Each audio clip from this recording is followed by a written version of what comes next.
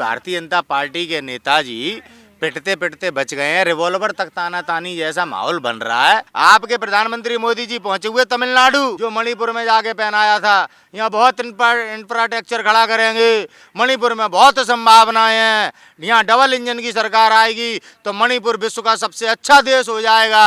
क्या हुआ मणिपुर के साथ? अब ऐसे ही तमिलनाडु को बेवकूफ बनाने चले हैं। हमारे देश के मुसलमान पर निरंतर हमला हो रहा है। भारतीय जनता पार्टी कभी घर तोड़ती है, कभी झूठे मुकदमों में फंसा देती है, कभी मॉब लिंचिंग करा रही है मुसलमानों के साथ।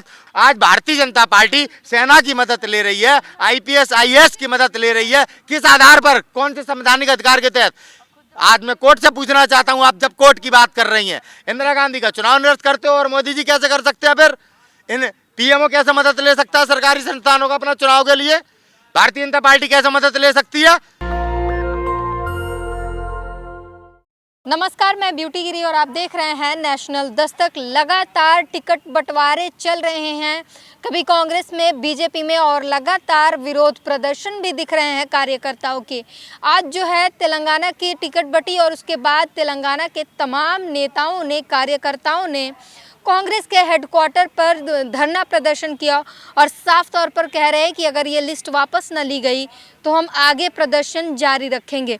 हमारे साथ बातचीत करने के लिए मौजूद हैं नितिन सेंगर। क्या कहेंगे, ये कैसी चल रही है कार्यक्रम, जो कार्यकर्ता ही अपनी पार्टी से खुश नहीं है, जनता क्या करेगी? देखिए, टिकट ना मिलने पर कभी कभी लोग बेचैन हो जाते हैं और इस तरह की हरकत अकेले तेलंगाना में ही नहीं चल रही है, राजस्थान पे भी जरा नज़र डालो। भारतीय जनता पार्टी के नेताजी पिटते पिटते बच गए हैं। रिवॉल्वर तक ताना तानी जैसा माहौल बन रहा है बीजेपी पार्टी में, उस पर भी जरा ध्यान केंद्रित कीजिए। कांग्रेस पार्टी ने कभी इस तरह से टिकट के बंटवारे नहीं किए कि इस तरह की घटनाएं हों। अब तेलंगाना में है कोई नेताजी नहीं मिला होगा टिकट तो बौखला गए होंगे कि टिकट नहीं मिल रहा है, तो बस इस तरह की बातें हैं। कोई ऐसा प्रदर्शन वगैरह नहीं हो रहा। आप देख लेना, ये केवल एक अफवाह के तौर पे, क्योंकि भारतीय जनता पार्टी में इस तरह की एमपी से लेकर राजस्थान तक भगदौड़ मची हुई है, समझी? तो उसी का नैरेटिव है ये। कहते नहीं है कि बीजेपी के सेटेड लोग हैं, टिकट नहीं मिली, अब कांग्रेस को बदनाम करने के लिए इस तरह का कार्य किया जा रहा है। कांग्रेस पार्टी में कहीं पे भी टिकट बांटने को लेकर किसी भी प्रकार की हलचल नहीं है। आपने देखा, सचिन पायलट जी, अशोक गहलोत जी थे, टिकट बट गई, कोई मैटर? आप देख रही हैं, ज्योतिराव सिंधिया था, वो टिकट को लेके एमपी में पाए पाए पाए करता था। जब से बीजेपी में चला गया है तब से अब कोई हल्ला हो रहा है, एमपी की भी टिकटें बट गई। कोई आप मैटर सुन रही है? तेलंगाना की जो आप खबर पर बात कर रही हैं वो बीजेपी का नैरेटिव है। तेलंगाना में सही तरीके से टिकट बट रही है, तेलंगाना पूरी तरीके से कांग्रेस पार्टी के साथ है। अभी थोड़े दिन पहले मची थी, अखिलेश यादव को ना मिला था तो। हाँ, वो एक कलपली आपस में महागठबंधन को लेके थी। अखिलेश यादव जी ने निर्णय सोचा कि महागठबंधन शायद विधानसभा के तौर पर भी है। कांग्रेस पार्टी ने साफ कह दिया और वो मामला स्पष्ट तरीके से दोनों बड़े नेताओं ने अपनी अपनी पार्टियों में खत्म कर दिया। अब तो वो कोई अलग अलग लड़ रहे हैं। हाँ, लड़ रहा क्या है उसमें? जब विधानसभा का कोई गठबंधन थोड़ी है, तो लड़ने से किसने रोका? लोकतांत्रिक देश है, बसपा नहीं लड़ रही क्या? ऐसी कांग्रेस लड़ रही है, ऐसी गठबंधन में थोड़ी है। गठबंधन में विधानसभा में कोई पार्टी नहीं है मैडम, गठबंधन लोकसभा का है, सिर्फ लोकसभा के। लोकसभा का कितने बार समझाने पे समझोगे आप लोग? आप लोग तो गठबंधन, महागठबंधन के खिलाफ लग रहे हैं हमें कि महागठबंधन टूटना ही चाहिए। अब नैरेटिव बना दिया आपने तमिलनाडु का, काम काम में। कांग्रेस पार्टी ने जहाँ भी टिकट बांटी है, किसी भी प्रकार का कोई विरोध नहीं है। जहाँ भारतीय जनता पार्टी टिकट बांट रही है, हर जगह विरोध है। आप उस विरोध को कम करने के लिए कांग्रेस पार्टी का खाम खाम का विरोध प्रदर्शित करना चाहती है मीडिया के माध्यम से, क्योंकि मीडिया गोदी हो चुका है, सब जानते हैं। आप लोग तो ईरान जाके रिपोर्टिंग करने लग गए, वो इजराइल जाके। हाँ, आप लोग महान लोग हैं। खबर ना दिखाएं। खबर मणिपुर में भी चल रही थी, तब तो दिखाने नहीं पहुंचे। खबर जम्मू कश्मीर की, आप दिखाते नहीं। वहां जाने पर रोक थी। क्यों रोक है? लोकतांत्रिक देश है, क्यों रोक है? आज भी वहाँ पर व्यवस्थाएं सुचारू रूप से चालू नहीं है। आज भी लोग प्रताड़ित हैं मणिपुर में, अब भी नहीं जा रहे आप लोग। तो क्या मणिपुर के हालात सुधर चुके हैं? देश के गृह मंत्री ने देश से झूठ बोला, वहाँ विजिट करने गया था, उसके बाद आगे देश को गुमराह किया। इंटरनेट बंद करके आज तक भी बंद है, शायद अभी भी चालू नहीं है। किस तरह का माहौल देश में क्रिएट कर रखा है। धीरे धीरे शांति बहाल हो रही है, धीरे धीरे सारी व्यवस्थाएं आ जाएंगी। कुछ बहाल नहीं हो रहा। भारतीय जनता पार्टी देश चलाने में पूरी तरीके से विफल हो चुकी है। केवल इस देश को उद्योगपतियों एक दुकान बना लिया, उस उद्योगपतियों के हवाले कर दिया भारतीय जनता पार्टी ने। आम नागरिक महंगाई से पीड़ित है, समझ में आई। जब गुलाम थे तो लगान से मुक्ति के लिए हम लोग लड़ रहे थे। आज आज़ाद भारत में हम लगान दे रहे हैं, जिसे हम टैक्स कहते हैं। आटे पे टैक्स देने लगे हम लोग, दूध दही पे टैक्स देने लगे। शर्म तो जब आती जब नमक पे टैक्स देने लगे। आपके प्रधानमंत्री मोदी जी पहुंचे हुए तमिलनाडु, वहाँ की जनता को पता कौन सा पप्पू पहना रहे हैं, जो मणिपुर में जाके पहनाया था। यहाँ बहुत इंफ्रास्ट्रक्चर खड़ा करेंगे, मणिपुर में बहुत संभावनाएं हैं, यहाँ डबल इंजन की सरकार आएगी तो मणिपुर विश्व का सबसे अच्छा देश हो जाएगा। क्या हुआ मणिपुर के साथ? अब ऐसे ही तमिलनाडु को बेवकूफ़ बनाने चले हैं। जुमलेबाजों की बात पे जो विश्वास करेगा वो मणिपुर के हालातों को स्वीकार करने की हिम्मत रखे। इस बात को ध्यान रखना मैडम। पत्रकारिता करके आप कांग्रेस पार्टी के खिलाफ जो आप तमिलनाडु का ये नेटवर्क घुमाना चाहती हैं टिकट बंटवारे को लेके, जनता बहुत सियानी हो चुकी है। वैसी ने कहा है कि 75 साल कांग्रेस ने लूटा, 10 साल बीजेपी ने लूटा है। बीजेपी और कांग्रेस दोनों एक ही थाली के चट्टे बट्टे हैं। और ओवैसी साहब कौन सी थाली के चट्टे बट्टे भैया? जो कोई महान आदमी है, अपनी जात का नहीं हुआ, अपने मुसलमानों का नहीं हुआ, मुसलमानों में भितरघात फैला रहा है। क्यों नहीं आजम खान जी गिरफ्तार हो गए? क्यों नहीं आ रहा? क्यों नहीं उनके परिवार से मिल रहा है? उल्टे उड़ाने मारता है, ये मुसलमानों में फूट पैदा कर रहा है, हमें पट्टी बढ़ाएगा ये। मुसलमानों के बड़े नेता हैं। अरे कोई घंटा नेता नहीं है। अपनी पीछे की विरासत को लेके आज यहाँ पे हमारे और आपके सामने खड़ा हुआ है। बैरिस्टर के काम नाम का बैरिस्टर है, काम तो कोई बैरिस्टर वाला करता नहीं। आज तक मुसलमानों के ऊपर इतना अत्याचार हो रहा है, इसने क्या घंटा बजा दिया? तोड़ने में लगा है, तोड़ने में लगा है, केवल मुसलमानों को गुमराह करने में लगा है। सच बोल दो तो मुसलमान की आग लग जाती है। अरे ऐसे नेता से तो बढ़िया नेता ही ना होता, नेता ही ना होता। क्यों तोड़ रहा है भाई? कोई अच्छा काम कर रहा हो तो बता दो मुझे। केवल आके चिल्लाता है। मुसलमान वोटर हैं आपके, चले जाएंगे नाराज होके? देखिए, मुसलमान वोटर को चले जाने वाली बात नहीं है। बात आप देखिए, हमारे देश के मुसलमान पर निरंतर हमला हो रहा है।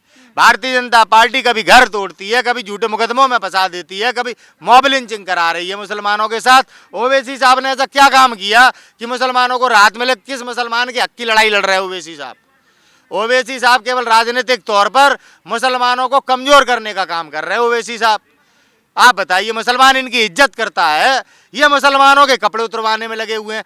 एक जगह बताओ जहां मुसलमान की हक की लड़ाई, मुसलमान के लिए न्याय की लड़ाई आपको ओवैसी लड़ते हुए मिल रहे हो? एक जगह बताइए। ये आग में हर भाषण उनका मुसलमानों के लिए होता है, माइनॉरिटीज के लिए होता है, मुसलमान महिलाओं के लिए होता है। गुमराह करते हैं संसद में, उनके आंखों के सामने समझे बसपा के सांसद को गाली दी गई। क्या किया इन्होंने? क्या किया ओवैसी साहब ने? पूछना चाहता हूँ। आज आजम खान साहब जेल में हैं, उनका पूरा परिवार जेल में है। क्या कर रहे हैं ओवैसी साहब? ओवैसी साहब केवल मुसलमानों को गुमराह करने का काम कर रहे हैं। ओवैसी साहब जहाँ चुनाव लड़ते हैं वहाँ भारतीय जनता पार्टी को लाभ पहुँचाने का काम करते हैं, और भारतीय जनता पार्टी मुसलमानों पर अत्याचार करती है। आई समझ में? ओवैसी साहब का कोई ऐसा काम बता दीजिए, जब से पूरे देश में घूम रहे, पैसा कहाँ से आ रहा है इन पे?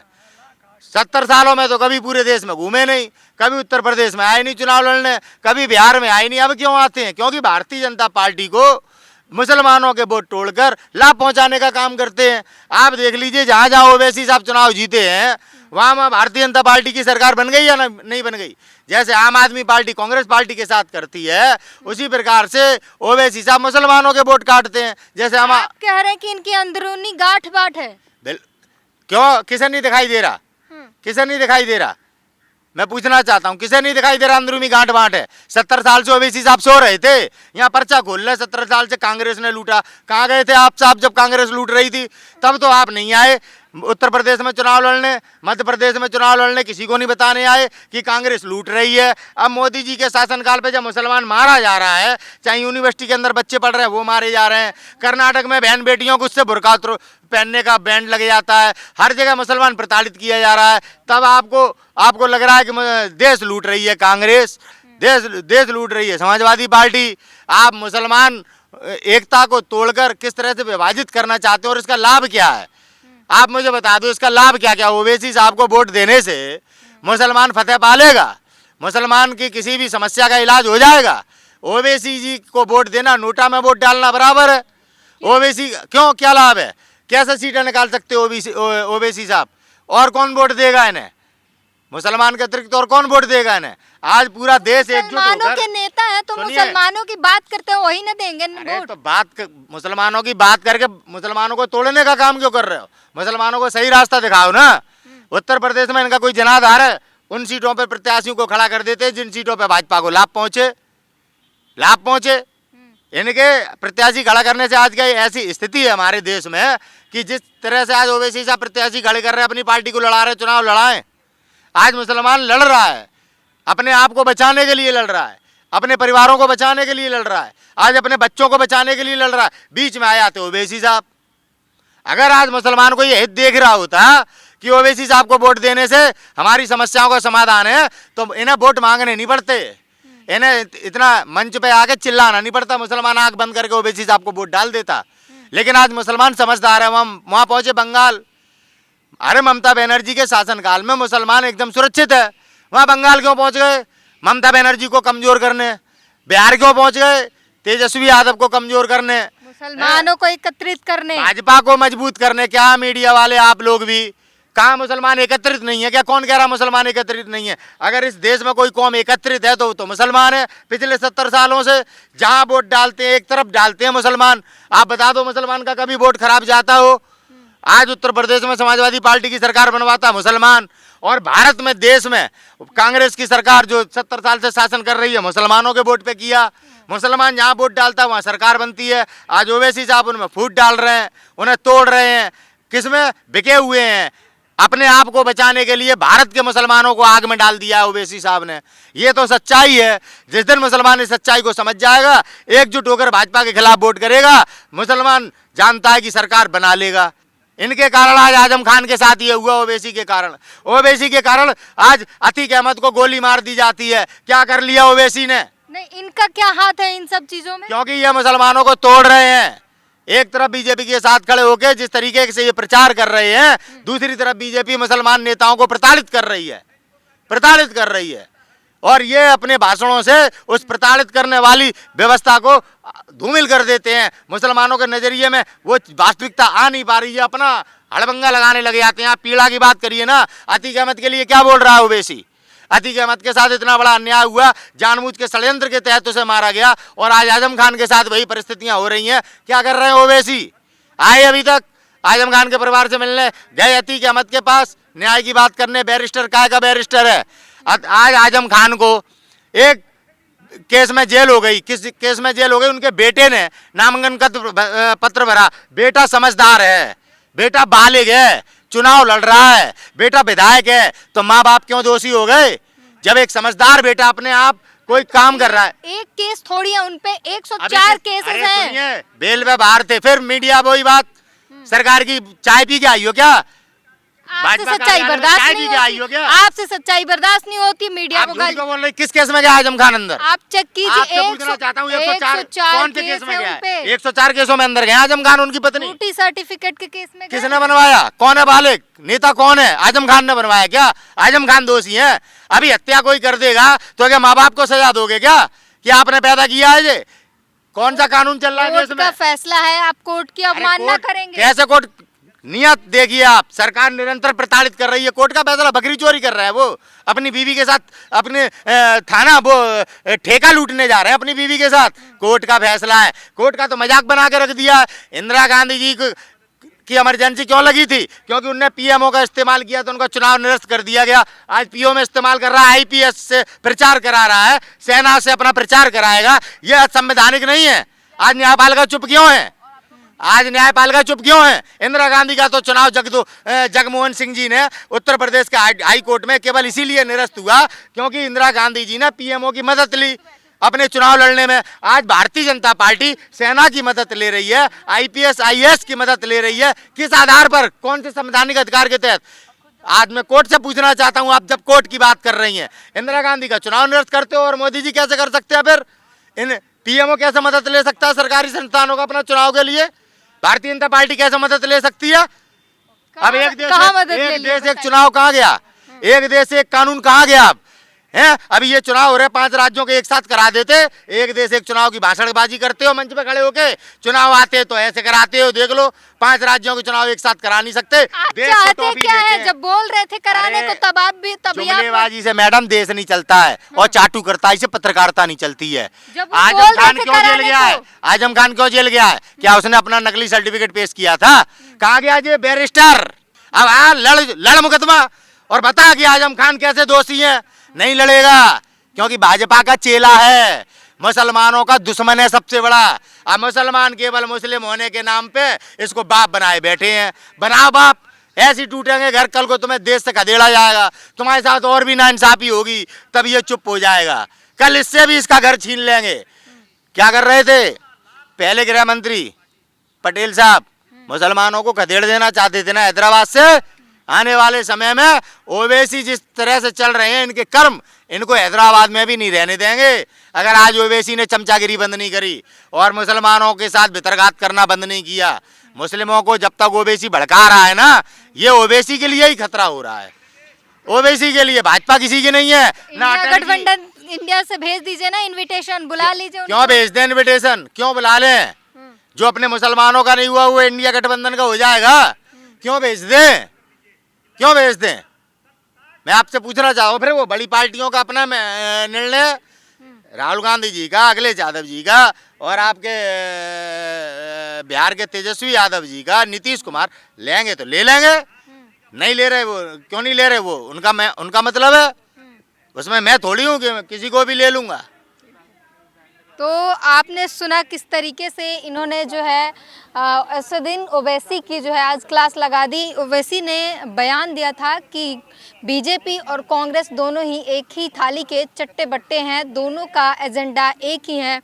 और उसके बाद जो है तमाम कांग्रेस के लोगों में जोश देखने को मिला, गुस्सा देखने को मिला ओवैसी के बारे में। जो भी कुछ आपने सुना पूरी बातचीत पर, इस पूरे प्रकरण पर आप अपनी प्रतिक्रिया जरूर दीजिए। कैमरामैन आशीष के साथ ब्यूटी गिरी, नेशनल दस्तक।